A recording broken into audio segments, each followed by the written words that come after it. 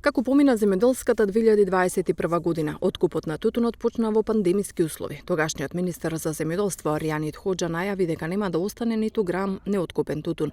Од Сдруженијата на тутунари пак ја оценија годината како катастрофална со ниски откупни цени, кои не ги покриваат производствените трошоци.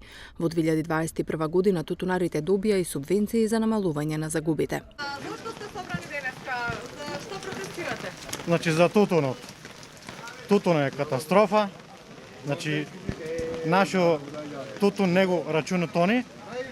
Значи жабе што ни случуваат договори и на крајот излева секоја година дојде тутун да се откупи, тоа не знаеме што е работа. Тука се и од Државниот инспекторат за земјоделство, од подрачната единица во Прилеп и реално очекуваме дека нема да има поголеми проблематики, односно потешкоти за откупот на тутунот. Нормално е уште рано да кажеме било каква проценка, но очекуваме да биде во све во најдобар ред и нека биде аерлија, како што се кажува денешниот ден. По барање на така наречените нови сојузи и издруженија, владата поткликна и успеа да ги натера да извршат измени на солидните мерила и правила за откуп на тутун и исте ги пуштија ден пред законскиот рок за заверка на мустрите. Заверката на мустрите треба да се извршат најкасно до 15 ноември.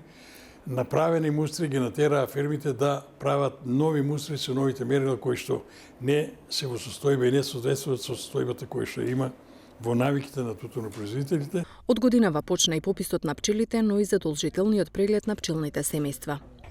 Месец април е месец кога тие се должни, собствениците на пчелни семејства, да пријават кај своите матични ветеринарни лекари во ветеринарните друштва состојбата на преземени пчелни семејства. Тоа е факт кој е поврзан со пријавувањето за субвенции што ги добиваат од државата и после тоа платежната агенција на основ на тие преземени пчелни семејства им исплаќа на сточарите или одгледувачи на пчелни семејства конкретно им исплаќа субвенции. Истовремено квалитетниот мед во Струмица донесе и награди. Значи учесници имаше 23 земји. Учесници на тај надпревар меѓународен кој Каде се одржуваше? Се одржа во Тузла, Босна и Херцеговина.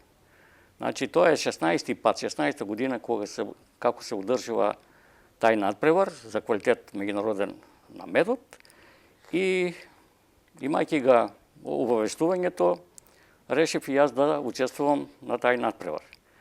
Учествував со две проби, две врсти на мед, кои се ето тука на масата, и двете врсти на мед беа оценети како златно. Значи добија златни медали. Ова е пчеларска задруга Пчелниот рај со поддршка на Европска унија преку проектот на КЕР Германија Луксембург, заедно е подобро.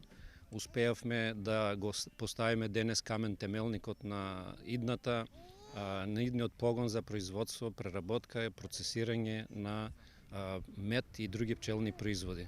Во 2021 година Министерството најави изградба на нов откупен пункт. Откупувачите со порака да се внимава каков тип ќе биде. Меѓутоа не сум толку сигурен дали истата ќе биде ставена добро изорганизирано во функција за потребите да се задоволат страстите на сите. Зошто? Затоа што во секое село наше има по 5-6 откупни центри.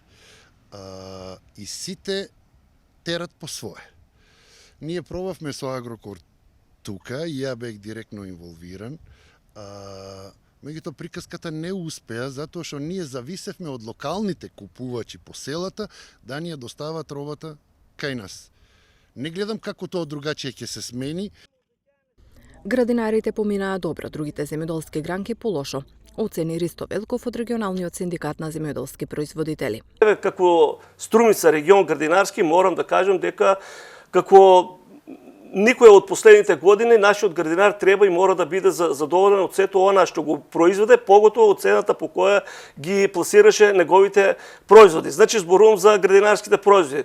Додека како представник на земјоделците, мислам, бидејќи тука има и представници од останатите сектори како што се лозарство, овоштарство, па дури и од животинско производство, мораме да кажеме накратко за сето што се случуваше.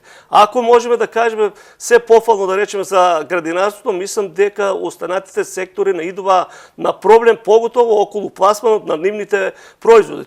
Заменик министерот за земјоделство пак 2021 година ја оценува како година со рекордни исплати во земјоделството. Во услови на светска економска и здравствена криза, земјоделскиот сектор беше силно поддржан од државата. Ниту еден од процесите немаше застој, сите програми и мерки има успешна и целосна реализација. Неодамна, на настанот по повод доделување на договори за млади земјоделци, јас кажав дека се е полесно кога државата стои позади земјоделците, ние тоа и го докажа. Тоа останува да биде наш силен став и за секоја наредна година. 2021 беше тешка година во земјоделството, но затоа, кога во таква година ќе се постигнат вакви резултати, успехот е уште поголем. Никој не беше оставен сам да се справува со кризата. Сите страни се согласни. Неопходна е стратегија за успешен развој на аграрот во наредните години.